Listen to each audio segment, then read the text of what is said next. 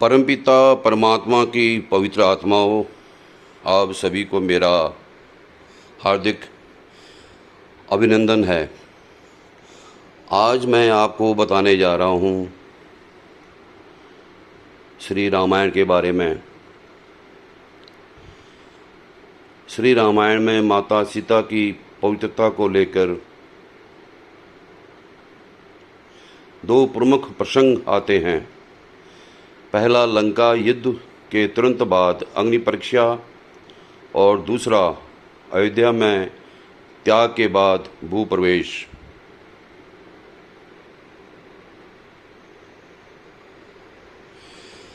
सबसे पहले लंका की अग्नि परीक्षा, माता सीता की लंका की अग्नि परीक्षा। यह घटना रावण वध के ठीक बाद लंका में घटित हुई थी। इसके पीछे दो प्रमुख कारण माने जाते हैं। पहला है दिव्य कारण, माया सीता। आध्यात्म रामायण के अनुसार रावण द्वारा अपहरण से पहले ही असली सीता माता अग्निदेव के शरण में सुरक्षित चली गई थी। उनके स्थान पर एक छाया यानी माया सीता रूपी मौजूद थी। युद्ध के बाद असली सीता माता को वापस लाने के लिए ही यह अग्नि परीक्षा एक माध्यम बनी। इसका कोई और औचित्य नहीं था। सामाजिक कारण नंबर दूसरा है सामाजिक कारण। वाल्मीकि रामायण के अनुसार श्री राम ने एक राजा के रूप में समाज के सामने सीता जी की पवित्रता सिद्ध करने के लिए यह परीक्षा ली थी, ताकि भविष्य में कोई उनके चरित्र पर उंगली ना उठा सके। परिणाम, जब माता सीता ने अग्नि में प्रवेश किया तो अग्निदेव स्वयं उन्हें अपने हाथों में लेकर बाहर आए और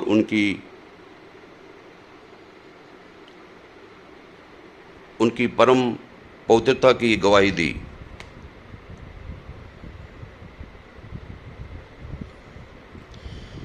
नंबर दो, दूसरा कारण यह था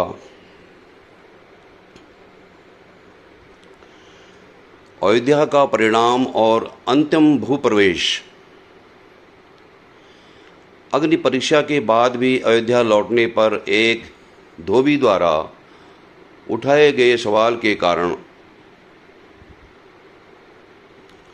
श्री राम ने राजधर्म का पालन करते हुए माता सीता जी का महल से परित्याग कर दिया।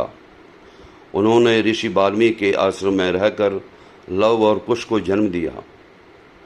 वर्षों बाद जब लव कुश श्री राम से मिले, तब माता सीता को पुनः राजसभा में अपनी पवित्रता सिद्ध करने के लिए कहा गया। माता सीता का निर्णय।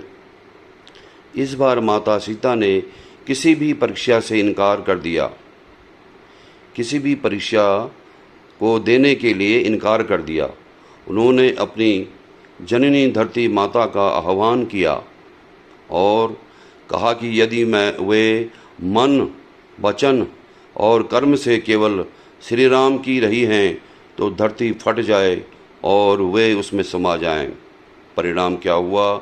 उसी क्षण धरती फटी। एक दिव्य सिंहासन पर बैठकर धरती माता प्रकट हुई और माता सीता को अपनी गोद में लेकर भूमि के भीतर चली गई।